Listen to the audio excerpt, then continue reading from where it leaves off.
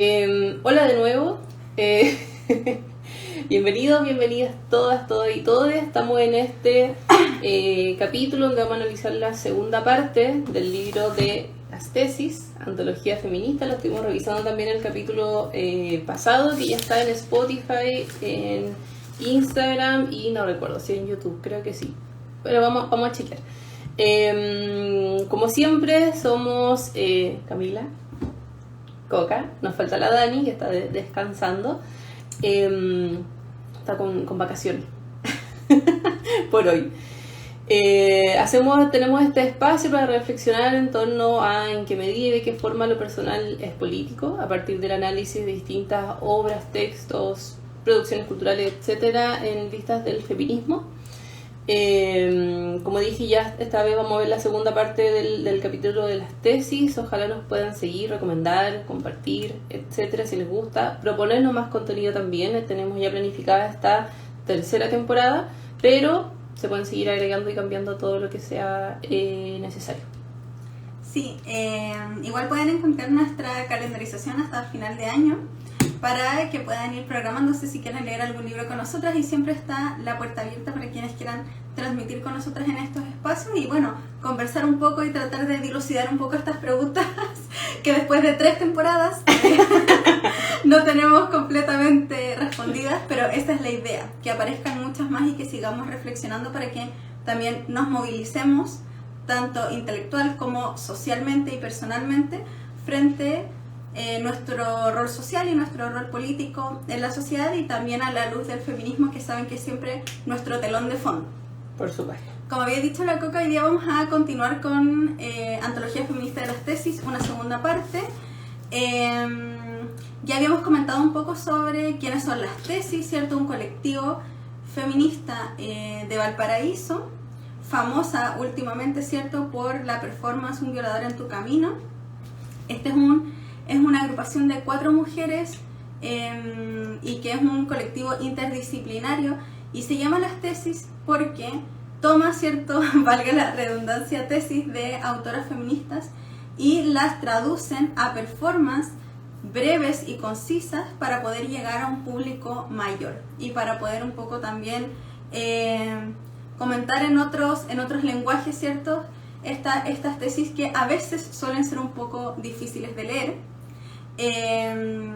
Eso, y bueno, la Antología Feminista es un libro que compila muchas de estas tesis, que nos dan algunas luces sobre el camino que ha llevado los feminismos actuales, algunos referentes importantes, también algunas autoras de literatura, de poesía. Entonces ahí podemos encontrar producciones visuales, textos textos literarios y no literarios, y eso, hay una gran variedad. Se define como un rizoma o un collage de varios elementos. Uno puede empezar por cualquier parte, pero nosotras arbitrariamente lo dividimos en 3 partes y vamos a la segunda, porque es bastante largo, ¿cierto? Es bastante rico en contenido.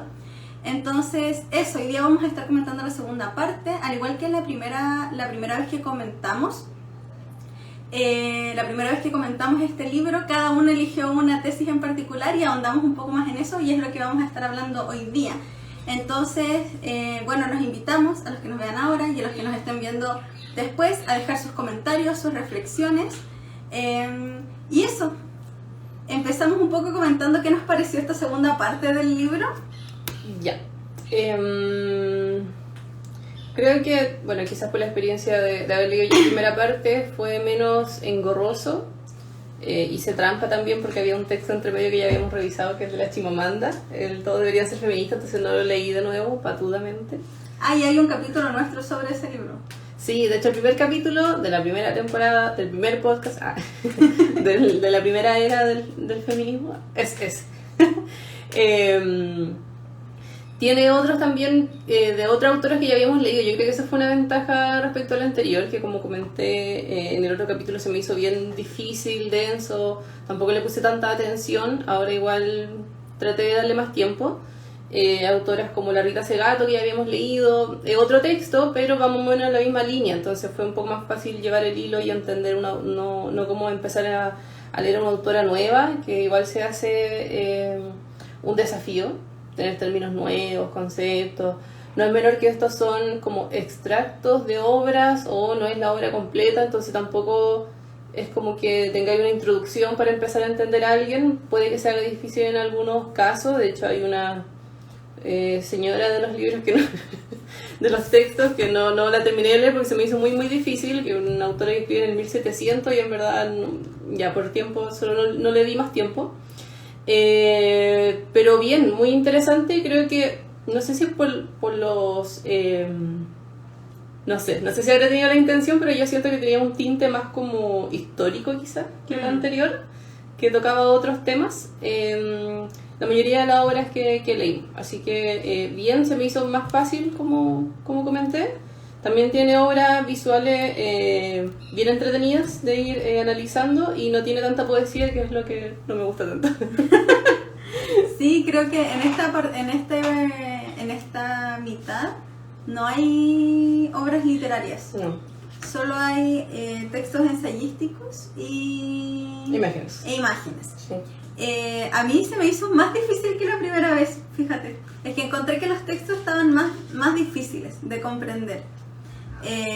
Sobre todo el de la Rita Segato, a pesar de que ya hemos leído a Rita Segato y uno entiende más o menos como la lógica que sigue, fue quizás el texto que más me costó entender. ¿Tienes ahí el nombre? El de la Rita es... dame un segundo. Aquí está, la estructura de género y el mandato de violación, del año 2003. Sí, eso me costó un poco más leerlo, pero creo que como siempre sorprende también un poco. A veces me gusta y a veces no.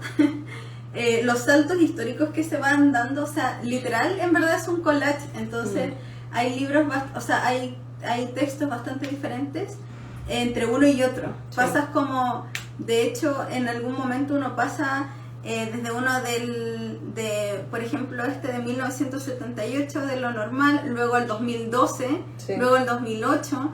Entonces ahí van apareciendo... 1792. Y 1792, entonces van pasando como por momentos súper distantes. Sí. Entonces uno ve también el desarrollo de ciertas tesis feministas que tienen siglos de diferencia, ¿cierto?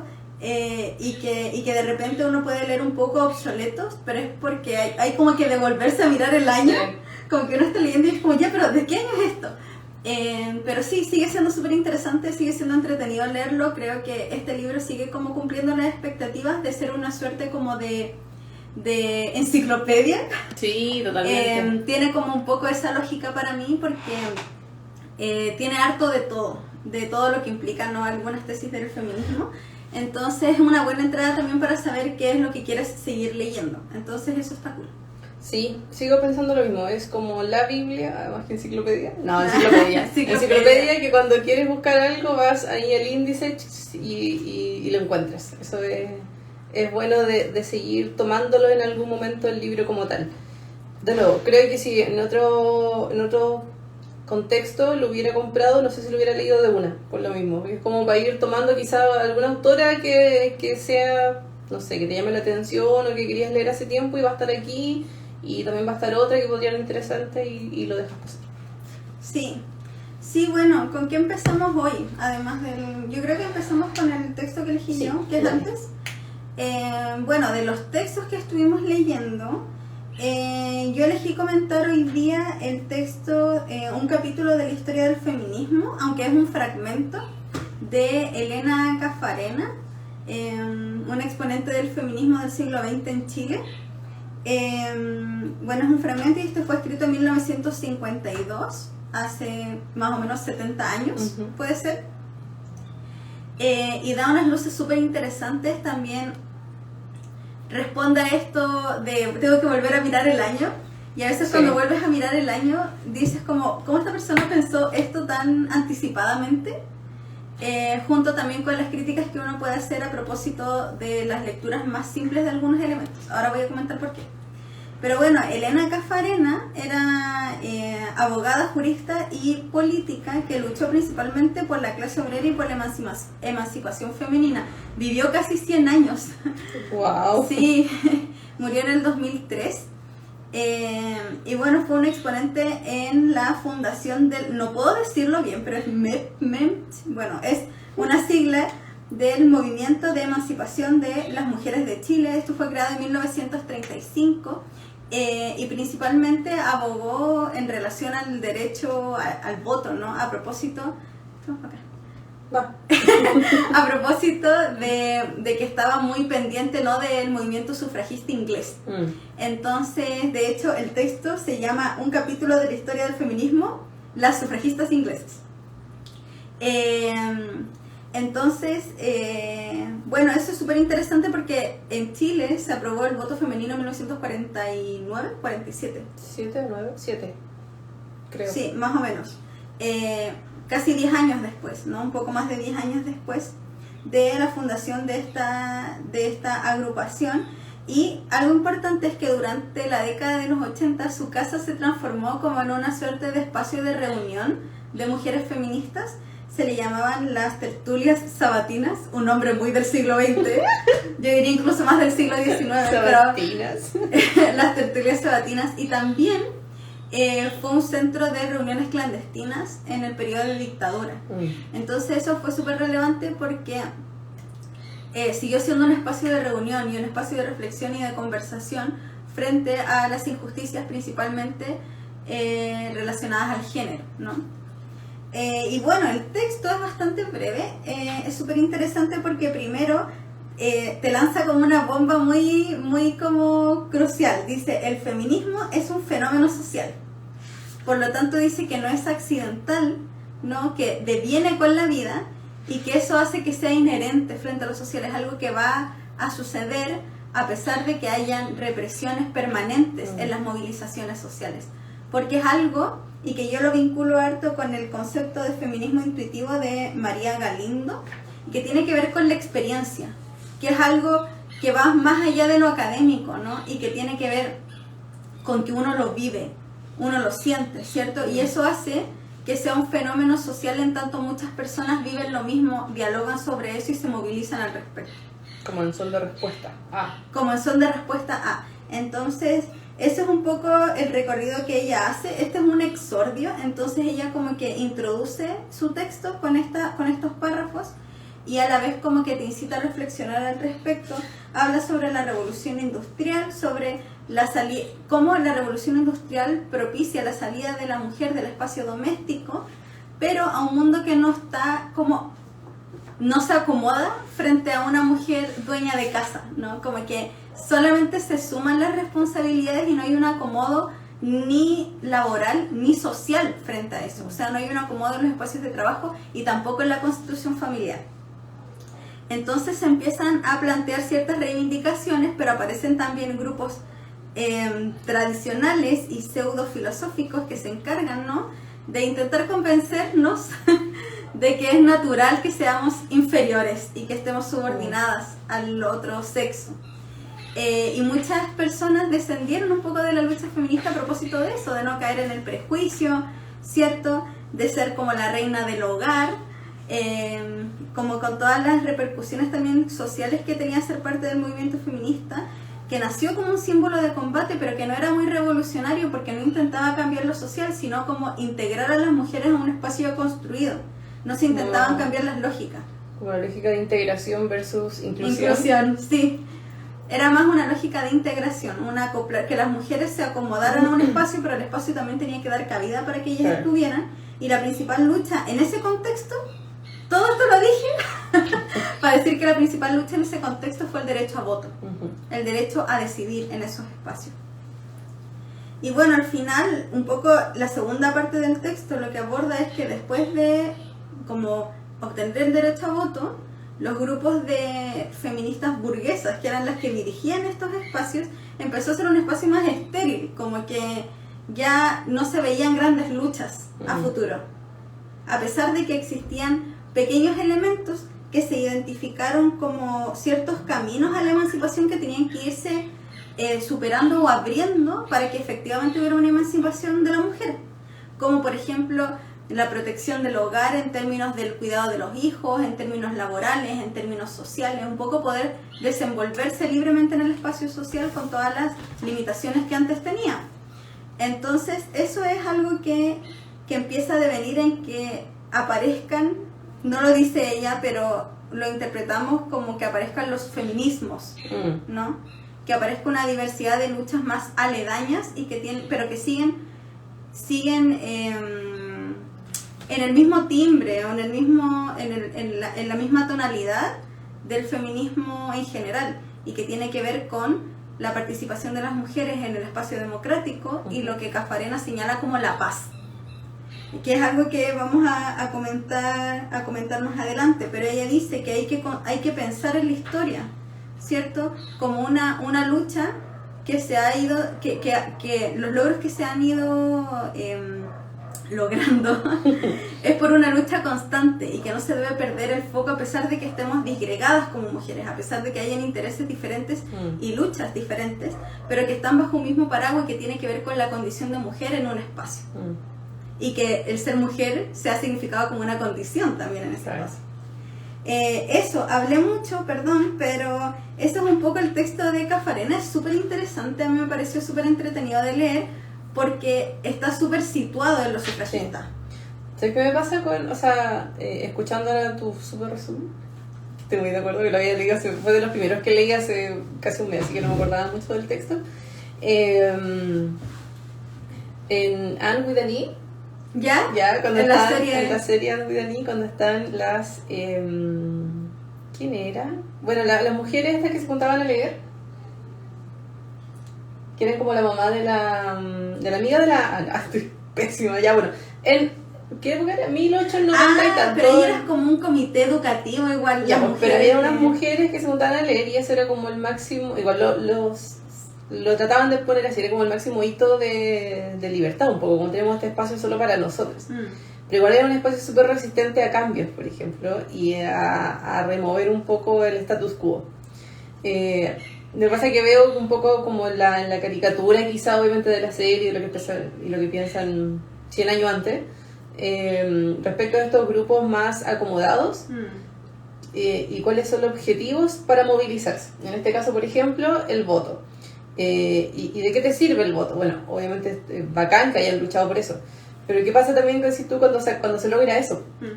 Y ahí pienso también en algo que he estado reflexionando mucho en el último tiempo de por qué Chile no se ha movilizado últimamente.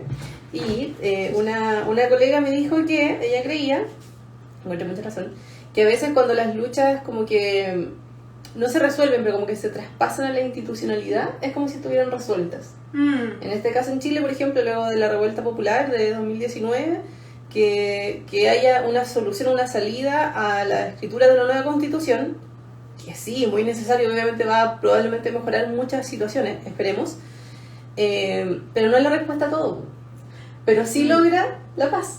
Pero es por la democracia representativa. Ya, pues, pero se llamó Acuerdo por la Paz. Entonces es un poco lo mismo que está diciendo la Lina Caffarena en ese momento, es como ya, vamos a buscar la paz. ¿Cómo la buscamos? Por ejemplo, a través del voto para tener espacio en las urnas. Ya, pero no puede quedar solo hasta ahí, ¿cachai? Sí. Entiendo que para ese momento quedara solo hasta ahí. Obvio, no lo estoy criticando a las chiquillas de esa época, si fue el manso logro. También probablemente nosotras, si ahora lográramos, no sé, el aborto, probablemente nos quedaríamos quietas por mucho rato porque está bien, lo logramos, ¿cachai? Pero eso digo, es como llamativo esto del traspaso un poco, como si todo la democracia representativa, del poder y de la lucha, y que una vez que ya está en la institucionalidad, es como que ya estuviese resuelto, ¿cachai?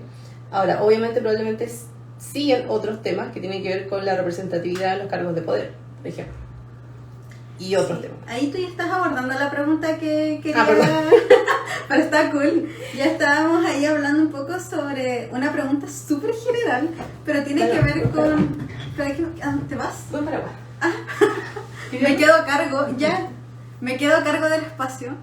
En una casa que no es mía. Pero bien, mi pregunta un poco para este texto tiene que ver con la paz. ¿Cómo significamos la paz? O sea, en el caso de Elena Caffarena, ¿cierto? Ella está hablando en el 1951 o 1950, gracias. ¿Puedo dejarlo aquí? En 1950, ¿cierto? Y estamos pensando en el siglo XX, ¿no? Después de haber salido de 2 guerras mundiales. Entonces tiene sentido hablar de la paz cuando tenemos el imaginario de lo que es una guerra, ¿verdad? pero luego las guerras a nivel como social se empiezan a transformar un poco, sobre todo en Occidente, al pensar, por ejemplo, en los fenómenos de la Guerra Fría. Entonces ya empieza como a desdibujarse un poco qué es una guerra, Sí. ¿no? De hecho, lo podemos ver también en la revuelta popular del 2019, que estaba significada por Sí. la institucionalidad como una guerra, Con un enemigo con poderoso. un enemigo poderoso, ¿cierto? Entonces se empieza a desdibujar un poco qué es la guerra, y yo creo que eso también desdibuja qué es la paz, entonces, entendiéndolo como dicotómico, ¿cierto?, en relación a la guerra. Entonces esa es mi pregunta un poco, ¿qué es la paz en el contexto, ¿cierto?, de los feminismos? Y quizás en el contexto actual, ¿no? ¿Qué sería la paz para nosotros? Me voy a ir un poquito antes. Pienso también que por qué la paz tiene que ser un objetivo para ciertos movimientos feministas, y desde ahí esto que dice la Elena de cómo se dividen, pues, y buscan distintos objetivos, porque hay movimientos más radicales, si se podrían llamar, o bueno, Sí, no radical sé. es una palabra adecuada. Sí, más radicales que buscan otro objetivo, que no necesariamente van a ser la paz, ¿cachai? Y probablemente también tiene que ver, como dices tú, con tanto con la época como con todo lo otro que se cruza, vamos a hablar en el otro, en el otro punto, que es la interseccionalidad, porque si tienes resueltas muchas otras situaciones, como por ejemplo no tienes una opresión de raza y de clase encima, cuando logras algo respecto al género, probablemente ya logras la paz, ¿cachai? No sé, estoy pensando en algo muy individual también, pero como para una persona que está y que tiene como, entre comillas, más o menos resueltos esos temas, el mismo ejemplo, cuando le dan el voto es como ya va a campo, hasta aquí llegamos, ¿cachai? O sea, eso es como lo primero que se me viene. Yo creo que lo primero que pensaba era en la libertad.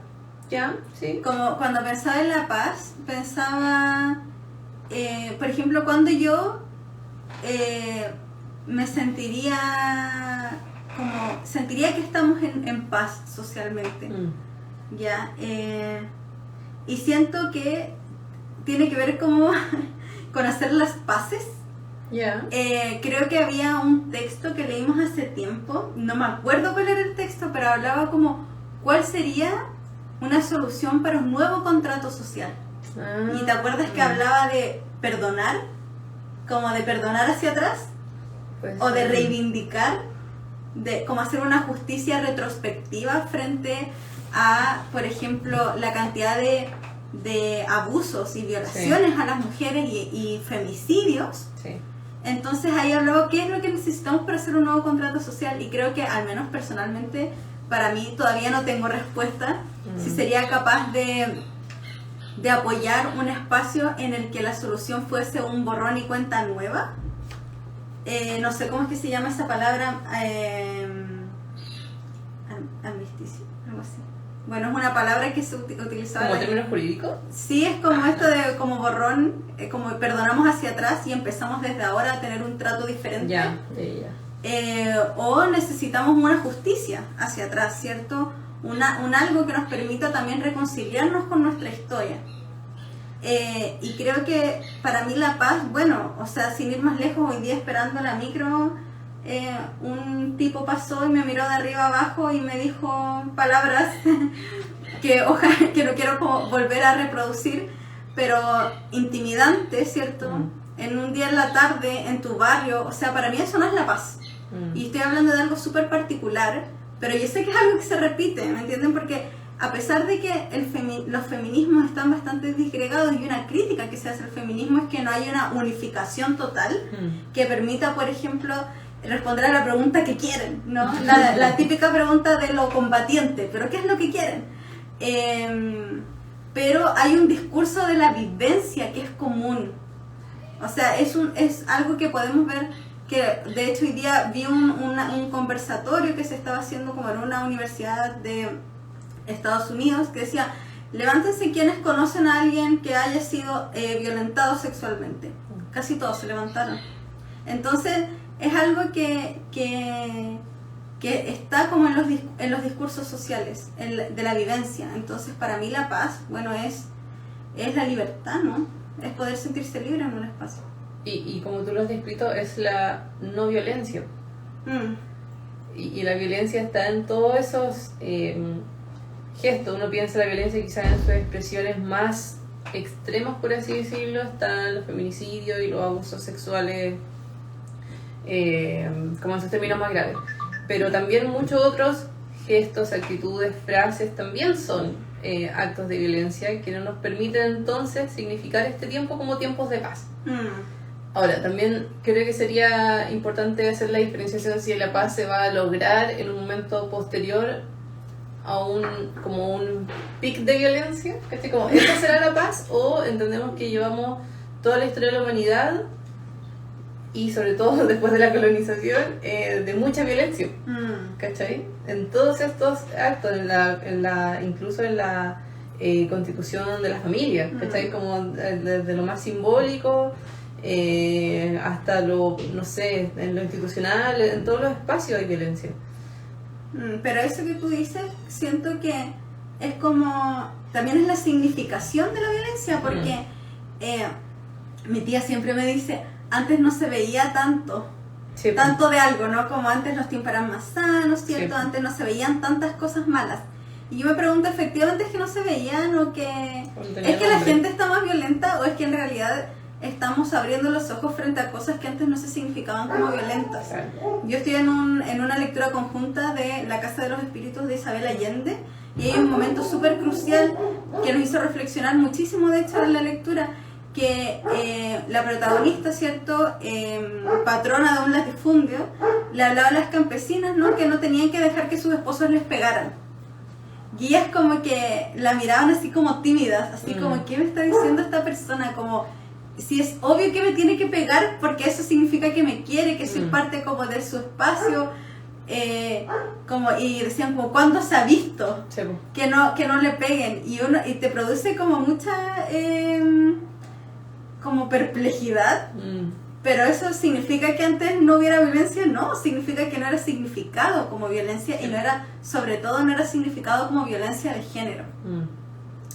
Entonces yo creo que eso por una parte en relación como a la paz, y también siento que algo relevante es el contrato social, en términos de, por ejemplo, ¿era más importante tener acceso al voto o también tenía que ver con una posición de estatus de ciudadano? Sí, por supuesto. Que no solamente tiene un estatus legal, sino que también tiene un estatus social de lo que implica un ciudadano. Nosotros en nuestra democracia actual, ¿cierto?, ciudadano es como tener la ciudadanía y votar, ¿no?, en una democracia representativa. Pero si nos vamos al origen de lo que significa ser ciudadano, es poder hacer algo en el espacio público, ¿cierto? Es ser parte de la vida pública.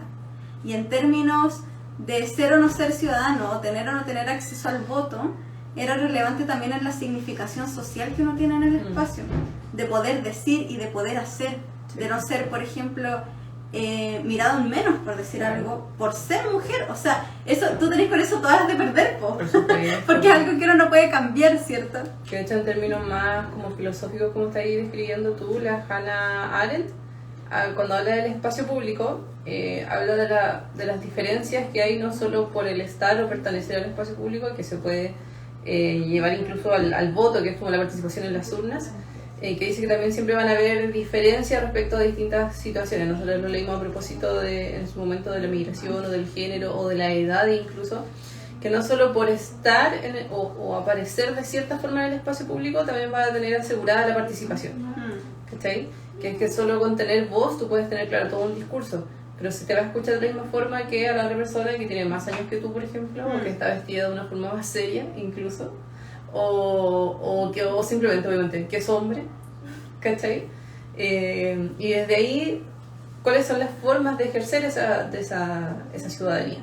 Y el género obviamente atraviesa todo esto, y en su momento fue la lucha por el voto, en otro momento fue la incorporación a cargos públicos, en otro momento fue que llegara a la presidencia, y ahora no es menor que la Yanna Proboste en los debates diga, oh, yo soy la única mujer aquí. Ya, estamos de acuerdo. Creo que no por eso se gana el voto de las mujeres, porque ella y todo su partido vota en contra del aborto, por ejemplo, pero ella lo pone como un tema porque sabe que con eso puede ganar gente, ¿cachai? Porque ella sabe, incluso se ocupa en este sentido, en términos muy como sucios, por así decirlo, de la política, de usarlo como una posición de minoría para resaltar un poco más. Que sea la única en un debate entre 5 o 4 hombres. ¿Cachai? Claro. Uno aspira a un mundo en el que no sea tema, ¿no? Y no va a ser tema cuando nos demos toda la vuelta. O sea, yo siempre esto lo conversaba con mi expareja y me decía, ya, pero, o sea, uno ya considerándonos iguales, ya todo ok.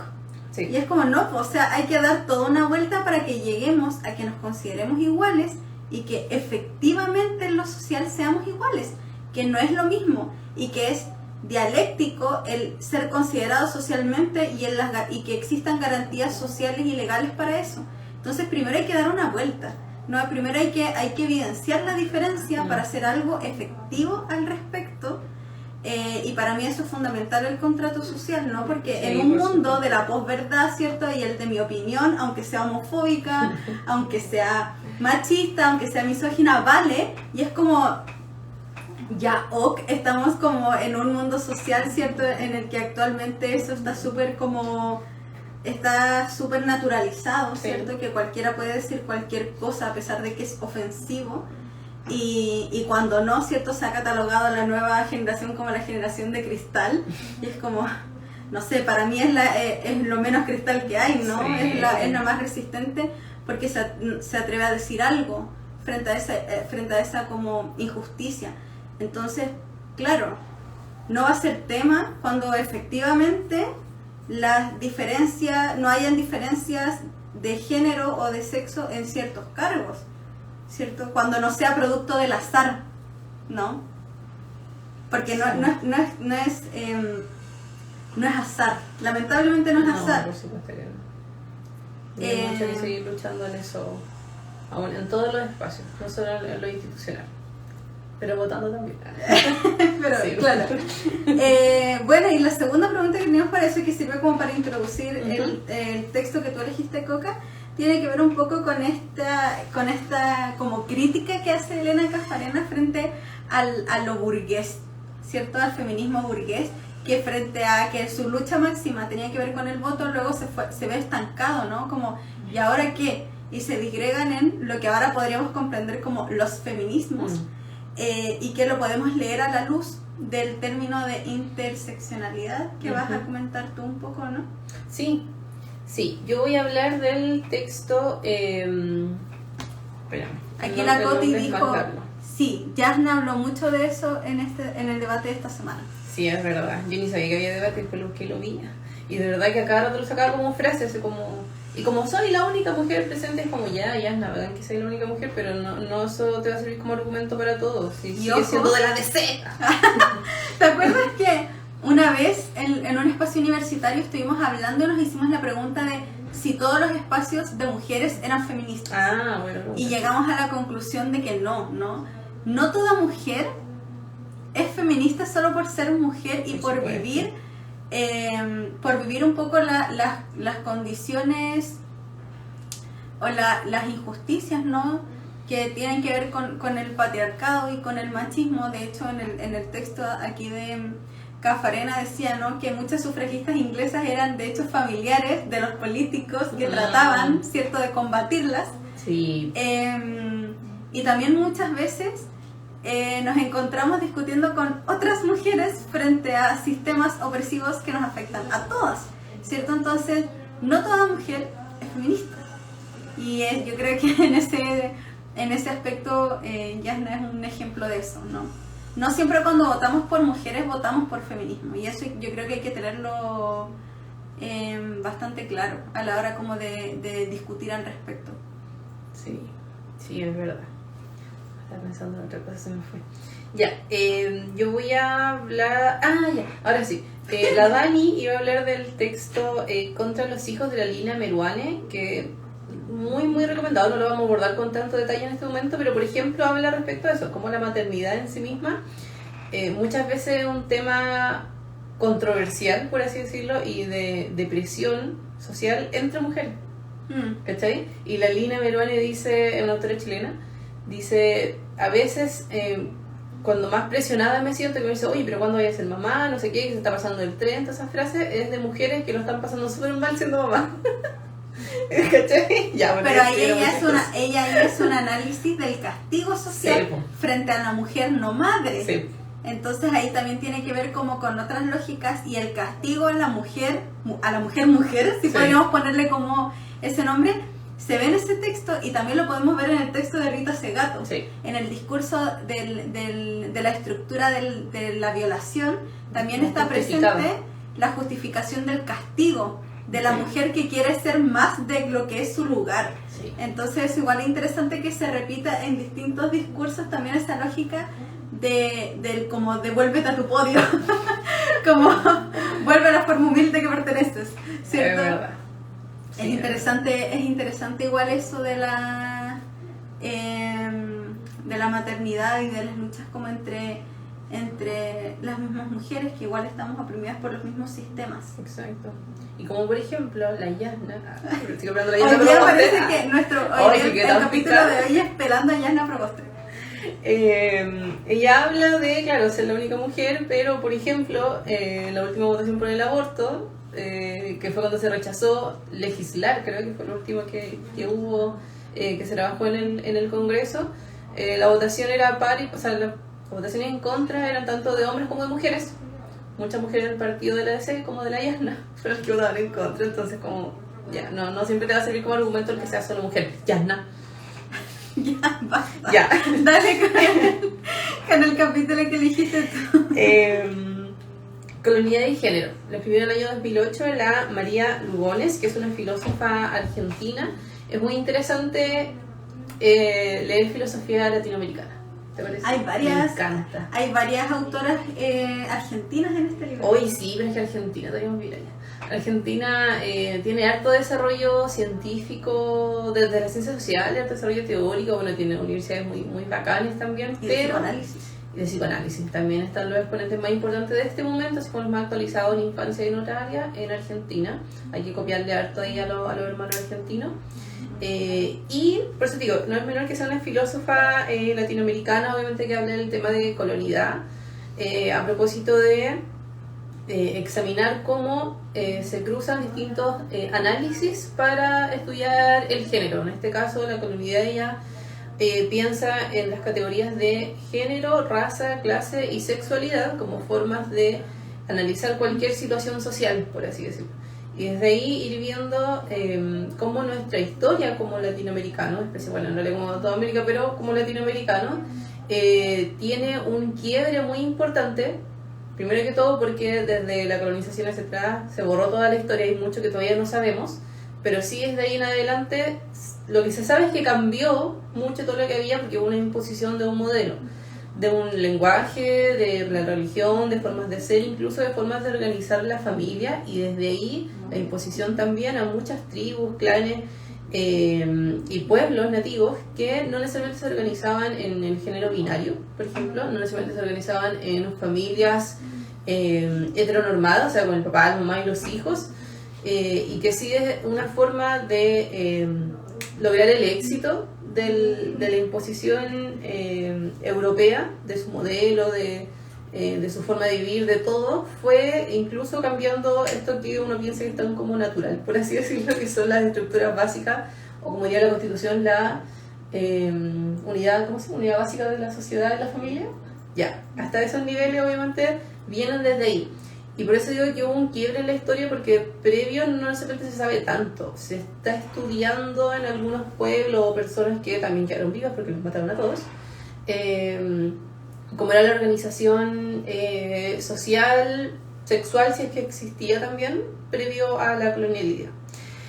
Desde ahí, entonces, ella analiza lo instrumental, o sea, cuál sería la función y el uso de la división de género en las sociedades. Una de ellas es la opresión, la explotación y la dominación como una forma de organización social. Por ejemplo, ella describe que también desde estas nuevas investigaciones que se están haciendo a muchos grupos, tribus y clanes precolombinos, ¿sí? Precolombinas, se piensa que cuando llegaron los españoles, porque me salió el flaco y el indio. Ya, cuando llegaron los españoles, sí los indios, solo los españoles, muchas veces usaron la forma de mostrarle a los hombres de esa tribu, hombres, así hablando en términos muy generales, como hombres heterosis, mostrarles que el género era una forma de dominación. Y desde ahí buscaban cooptar los poderes dentro de la tribu, o sea, como desarmarlos, por así decirlo, diciéndole básicamente, oye, nosotros llevamos miles de años funcionando con que los hombres mandan, parece que a ti también te puede servir, y le pasaban así como una cartita bajo la manga. Y muchas tribus, clanes o pueblos empezaron a funcionar de esa forma como una nueva forma que le mostraron, le impusieron y le enseñaron los españoles. Y desde ahí como toda la historia de ciertos grupos también organizados, no necesariamente desde el matriarcado, pero sí desde otras lógicas de género que también me resulta muy difícil llamarlo porque son muchas, infinitas y no sabemos, entonces es como difícil ponerle un nombre desde esta fecha, que sería como anacrónico, ¿se llama eso? Como cuando hacía un análisis tan distanciado en el tiempo desde otro... y que no hay nombre en nuestro lenguaje actual. Exacto. Para definir aquello. Entonces, de hecho, una de las críticas que hace la autora es que se lee, o sea, se lee que siempre ha habido machismo, porque con nuestras propias estructuras vamos leyendo también los pueblos precolombinos. Y es porque nos falta información. Falta información para dar la alternativa. Es una forma súper violenta de hacer estudios sociales también, o sea, desde la antropología, la sociología, la psicología, ¿por qué no? Desde todas las áreas que ahora se conocen, que son las que tienen el poder, obviamente, al tener el saber, es súper violento decir, mira, hoy que era machista tal pueblo porque hacían tal y tal práctica. Y eso, claro, es una lectura de ahora, de algo que pasó hace miles de años, antes que llegara incluso este pueblo, o sea, estas personas que mataron a todos, que eran los colonizadores. Desde ahí estuve sola haciendo una reflexión respecto a un podcast que la invito a escuchar también, que es el de la Paola Molina con la Luna Almeida, que se llama Pero qué necesidad. Y en un capítulo invitaron a una periodista, comunicadora social y educadora en género, que no recuerdo su nombre y no lo voy a buscar porque estamos usando el celular para transmitir, que ella es de la religión del Islam. Fue a propósito de cuando fue todas estas noticias muy viral de lo que pasó en Afganistán, perdón, estoy dando todos los datos mal. En Afganistán, donde los talibanes se tomaron el poder y fue furor por las redes sociales las formas de dominación extremas y normas sociales muy muy rígidas a propósito del espacio de la mujer, o sea, de dónde se podía mover la mujer incluso, porque hay espacios públicos en los que no puede salir, no se puede mostrar, tiene que ir acompañada de un hombre, todo eso. Entonces fue súper interesante porque yo empecé leyendo este capítulo y escuchando ese capítulo del podcast así como al mismo tiempo.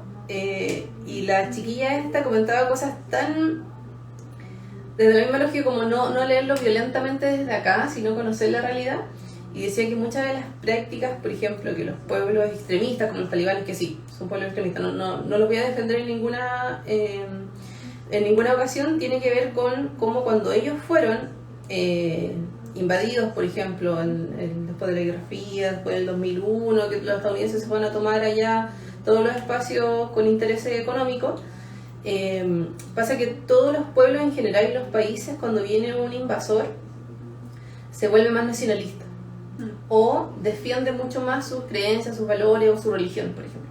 Entonces de ahí es que se exageran, por así decirlo, o se cristalizan mucho más tradiciones que podrían cuestionarse eventualmente, pero que también tienen que ver con defender lo que es propio de un otro, de este otro que viene. Desde ahí también la colonialidad, o sea, el proceso de colonización, es posible entender cómo ahora se les critica, por ejemplo, a los pueblos cómo eran, y cómo probablemente muchas formas de defenderse de un otro que venía a matar, a invadir y a imponer sus reglas, tenía que ver con cristalizar sus prácticas. Y cómo en todo este contexto el pueblo colonizado, o sea, el que es oprimido, termina con, o sea, o sin identidad, por así decirlo. Y las formas de opresión que aparecen son, entre comillas, las más como obvias o visibles, por así decirlo, que podría ser el género. ¿Cachai? Entonces, Pero mira, imagínate si llega un colonizador, ¿no? Y tú eres un hombre. Ya. Y te dice, mira, tu pueblo vive a cambio de otro tipo de dominación. Sí. Es como esto cuando de repente se hace esta comparación entre que a veces hay mucha disgregación, ¿cierto?, de las luchas feministas, porque una mujer blanca puede sentirse más cercana una mujer blanca burguesa puede sentirse más cercana, por ejemplo, a un hombre burgués que a una mujer proletaria. Sí. ¿No? Porque ahí también hay una elección, yo también siento que también pasa por la supervivencia social. Sí, entonces, sí, yo pienso, efectivamente también se tomaron muchos elementos de dominación, quizás a cambio de la sobrevivencia, sí, y de la sobrevivencia más básica. Entonces, no creo que sea justificable para nada, ¿cierto? Porque eran mujeres parte de su pueblo, ¿no? Sí. Y quizás no había una dimensión de qué era lo que iba a implicar a nivel social, ¿cierto? Y de la vida a lo largo de los años, seguir conservando sistemas de opresión de ese tipo, ¿cierto? Pero esa es una de las críticas que hace de las lecturas que podemos hacer de lo precolombino, que igual es interesante. Sí, es súper interesante. Y lo otro, la otra vuelta que se le da es como todo eso que estamos entendiendo en el momento como de, entre comillas, de la llegada, por decirlo, como de la llegada de los españoles y de este encuentro con el otro, etcétera, es como 500 años después todavía son lógicas de organización social. La raza, por ejemplo, que obviamente muchos autores incluso la ponen entre comillas, en cursiva y muchas otras formas, porque también es un término inventado obviamente como una forma de dominación más. ¿Qué pasa cuando todo esto se cruza? Cuando ya no está esta lógica de sobrevivencia, como decís tú, que sí estoy muy de acuerdo, ahora, entre comillas somos todos iguales y ciudadanos, pero te atraviesas con todas esas distintas categorías para moverte en lo social, ¿cachai? Entonces ya lo que hablamos anteriormente, como ser mujer, por ejemplo, te deja 2 peldaños más abajo, por así decirlo. Como si pertenece a cierta, muy entre comillas, raza, que tiene toda esta historia previa de dominación, te va a dejar 3 peldaños más abajo. Si eres pobre, ¿cómo eso te va a dejar menos espacio en lo social y menos recursos y capital cultural? Capital cultural, por ejemplo, para moverte en lo social, como recursos para incluso querer equiparar, por decirlo de alguna forma, como querer estar al mismo nivel que otra persona, que es lo que deberíamos pensar que es lo básico. O sea, todos deberíamos estar al mismo nivel y luego podrían haber ciertas diferencias, pero no. Ya estamos pensando que el nivel base, cuando una persona nace, ya viene con todos estos pisos menos. ¿Cachai? Sí. Igual es interesante eso que tú rescatas del texto, porque a pesar de que no está el apartheid, no sé si lo digo bien, pero a pesar de que en teoría la raza es un tema superado legislativamente, o sea, podemos remontarnos a este año, a mediados de año, ¿cierto?, con la muerte de George Floyd, ¿cierto? O podemos remontarnos también a algo, eso es como más evidente, ¿cierto?, en términos de que hay una persona que efectivamente falleció por esto, pero en Chile hace no muchos años una mujer migrante falleció en una cárcel a propósito de que había sido despojada injustamente de su hijo y había sido encarcelada, ¿cierto? Y algo incluso, basándonos para el lado, ¿cierto?, de los micromachismos, hay ciertos estereotipos raciales que se siguen conservando, o sea, siguen existiendo.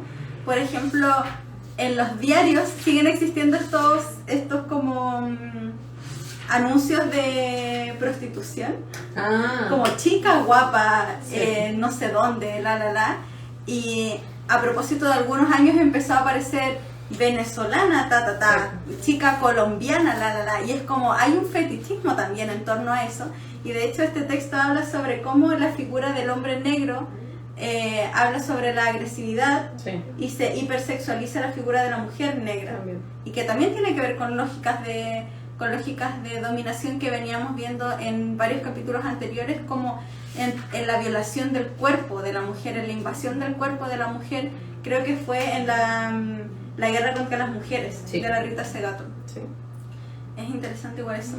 Igual es interesante lo de los talibanes, porque de hecho muchas mujeres que salen a hablar en relación a esa temática, mujeres del Islam, hacen la diferencia entre el islamismo y las connotaciones políticas de los talibanes. Sí, sí, y que tiene que ver siempre entre medio con intereses de poder. O sea, yo siempre lo digo así un poco ordinario, pero básicamente que es la tiene más grande, porque esas son todas las guerras en el mundo, y lo económico, ¿cachai? Porque Estados Unidos no se fue a meter para allá de buena onda porque tenía la embarrada políticamente, ¿cachai?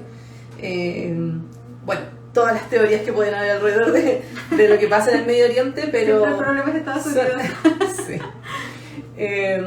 Y entendiendo de esa forma la interseccionalidad, como toda esta historia y breve resumen y recorrido que se intentó hacer, nos lleva, por ejemplo, a lo que comentaba la Elena Cafarena de los feminismos, y cómo hoy en Latinoamérica existen feminismos con luchas probablemente muy distintas a los feminismos europeos.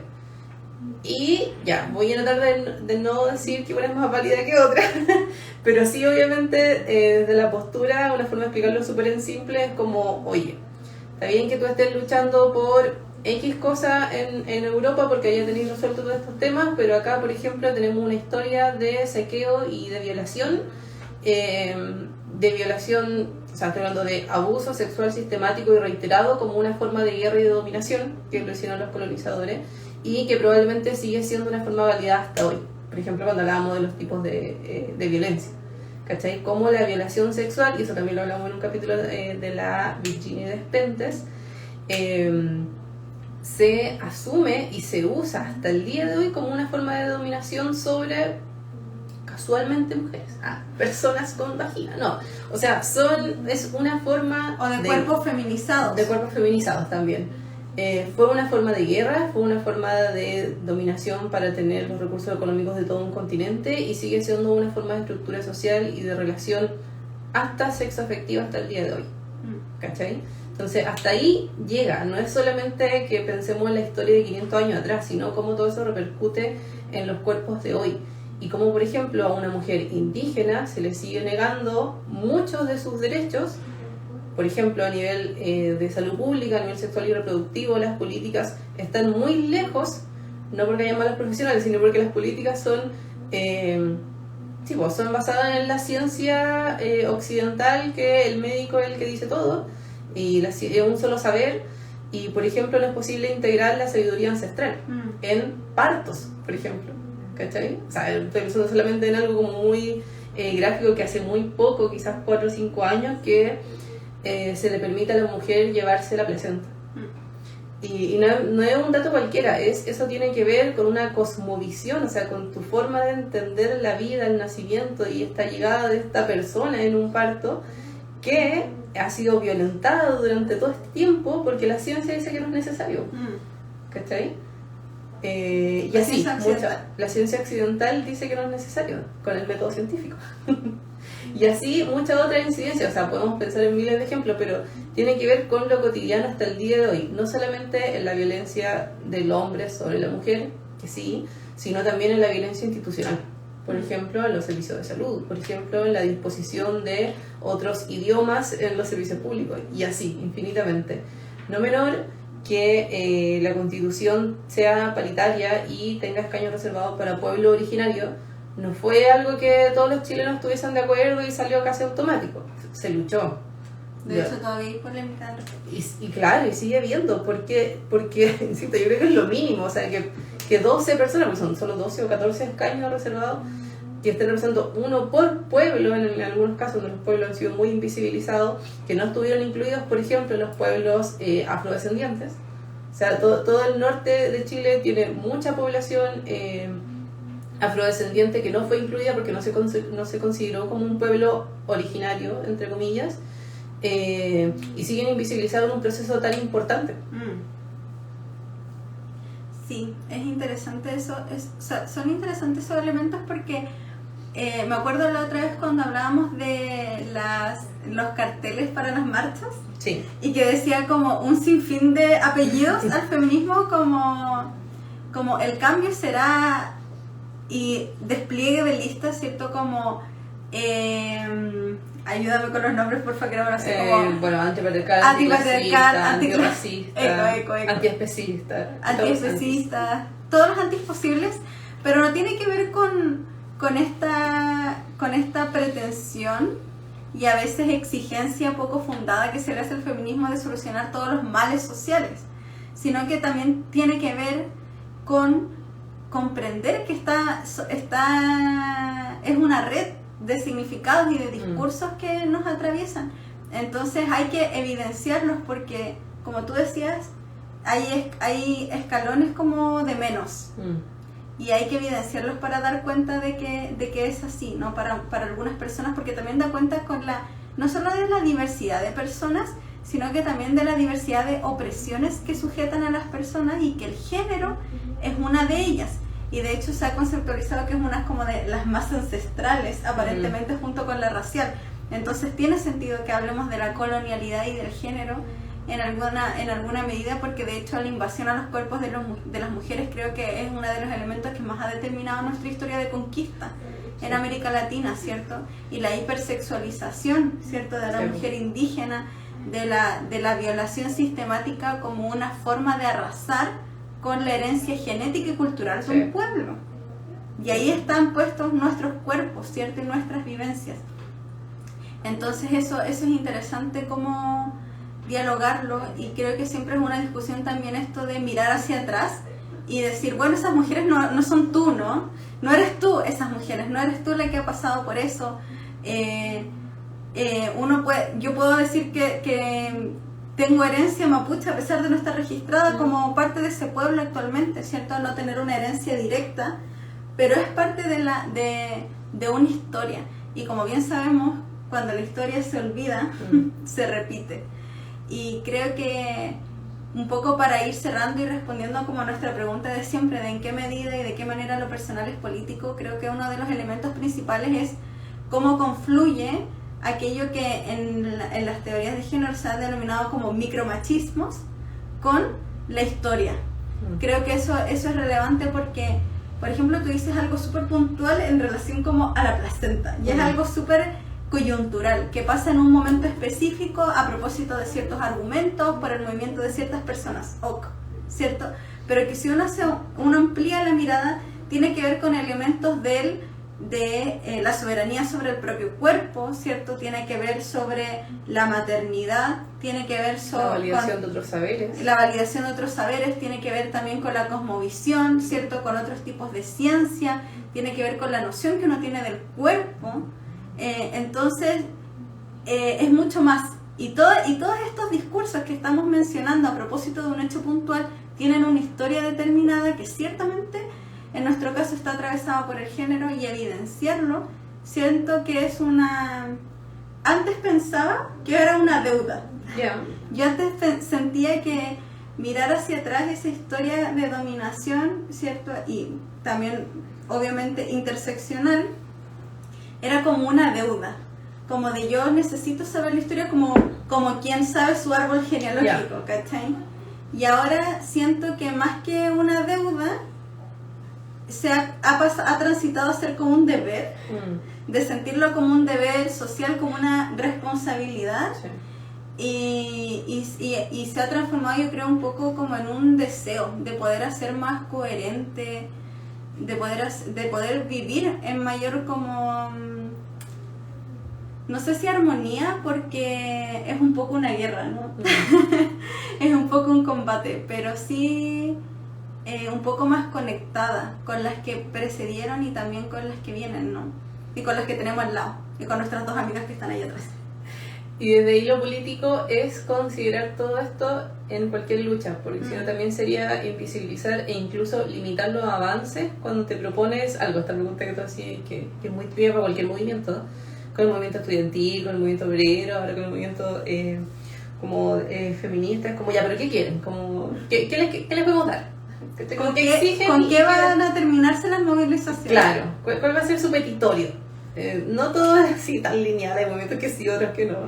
Pero lo que tú dices que quieres, como ya, quiero esto, pero esto no se va a lograr solo porque está cruzado por 500 años de historia de segregación racial, y está cruzado por no sé cuántos años de capitalismo y desde la dictadura a la fecha feroz en Chile que nos impide movilizarnos a nivel de clase, por ejemplo. y así, y también quiero que se respete mi religión, y también, y obviamente, si tú aspiras a un solo aspecto, va a ser muy difícil que se avance solo en eso, porque sí o sí va a aparecer todo lo otro, y toda la otra opresión, y tampoco voy a apuntar solo a una, y no es por ser no es por aspirar a mucho, es que de verdad eso es la vida, así de compleja, y así de cruzada de todo esto de análisis, y como decías tú antes también, no es que ahora se vea más todo lo terrible, o sea, o que ahora haya más, sino que ahora tiene nombre, podemos nombrarlo, podemos conversarlo, está escrito y se va a seguir escribiendo. Y esperamos que se pueda ir de esa forma resolviendo, pero que a la vez aparezcan nuevos intereses y nuevas dudas y nuevas movilizaciones, obviamente. Pues sí, la historia es así, es para seguir reescribiéndola una y otra vez. Y como decías tú, nuestro pasado también pienso cómo estaba tan eurocentrada tu frase, como el tiempo lineal, ¿cachai? Como esto de la deuda hacia atrás. Están de esta forma de entender el tiempo, pero pensando que hay grupos que pueden entenderlo de otra forma. Que también podría ser una forma, pero que no la tenemos incluso como en la primera interpretación, porque tenemos solo esta forma de ser, ¿cachai? Y ahí de nuevo, ¿qué violento? Oye, ¿cachai? Que con lo que tú dijiste de qué quieren, me acordé que una vez nosotros estábamos en un paro, uno de tantos paros, mientras estábamos en nuestra vida estudiantil, y me acuerdo que se establecía votación semanal o votación por avance, y que tenía que ver con cuando lográramos ciertas cosas, se votaba seguir en paralización o no. Entonces me acuerdo que una vez dijeron, ya, ¿y cuáles van a ser los hitos del avance? Y una persona dijo, cuando se caiga el neoliberalismo. Y fue como, a ver, eso no vamos a terminar la carrera. Entonces, eso fue súper... ¿Y sabes por qué me acordé de eso? Porque hay un pasaje del texto que revisamos de Caffarena, que dice como, no hay que perder el timbre general del feminismo, decía, pero hay cosas urgentes, inmediatas, que hay que hacerlas ahora, ¿cierto? Por ejemplo, el aborto, ¿cierto? Es una discusión actual, es una discusión inmediata, ¿cierto? Y que no significa que no haya luchas posteriores, porque tiene que ver con una cosmovisión del mundo. O sea, tiene que ver con el entendimiento del otro en lo social. Y por supuesto que cuando estudiamos historia desde la lógica más occidental, uno dice, bueno, y de aquí se pasó a tal cosa, como de la Edad Media al Renacimiento, y es como que fueron cientos de años, ¿cierto? Y la verdad es que es así, y eso no pasó de la noche a la mañana, ¿cierto? Pasaron cosas entre medio, hubieron personas que hicieron cosas entre medio. Somos seres históricos, entonces es necesario que también asumamos la responsabilidad de serlo, creo yo. Me encanta. Fin. Ya, oye, ¿cuál es la próxima? Oye, en octubre, bueno, damos por terminada lo de hoy. Hoy día fue un poco como historia, colonialismo, interseccionalidad, feminismo en Chile. Creo que es algo que no lo hemos abordado mucho, como entonces tal, no. Tenemos que hacer tenemos ahí una deuda. Y bueno, para nuestro próximo capítulo, que va a ser a finales de octubre, vamos a estar leyendo algo del terror. Vamos a estar leyendo El cuento de la criada, de Margaret Atwood. Es un libro de ficción. Vamos a cambiar como completamente la lógica ahora, después de 2 meses de libros ensayísticos. Vamos a conversar sobre El cuento de la criada, un libro de ficción que relata un mundo distópico en el que existen castas para mujeres diferenciadas por su rol social. Y tenemos una protagonista que nos va a ir llevando un poco sobre cómo se ha ido construyendo este mundo, un poco es un mundo distópico, ¿cierto?, de ciencia ficción, y también cómo era antes y cómo fue el proceso en que las mujeres se volvieran, algunas lo más preciado y otras lo más terrible que le ha pasado a la humanidad. Y cómo pueden haber espacios constituidos, creados y pensados solo por mujeres y no necesariamente son feministas. Sí, eso es un libro... ¿Nos vaya a acompañar en El cuento de la criada? Sí. Ya hay una invitada especial que está en la otra pieza, que es la Fran Estudillo. Sí, ella nos va a acompañar para comentar El cuento de la criada. Es un libro bastante entretenido, bastante popular, así que... Hay una serie también, yo no la he Sí. visto, no sé qué tan pegada al libro es, pero no vamos a basar en el libro, pero si alguien ve la serie, igual ayuda, Sí, obviamente. los invitamos a escribirnos si quieren participar, siempre están las puertas abiertas. Recuerden que nuestros capítulos anteriores están en Spotify, en YouTube y en nuestro perfil de Instagram. Y nada, por favor, compártanos, recomiéndenos a alguien que le pueda interesar lo que estamos haciendo. Y si quieren participar, por favor, mándenos un DM. Y eso ha sido por hoy. Nos vemos. Bye.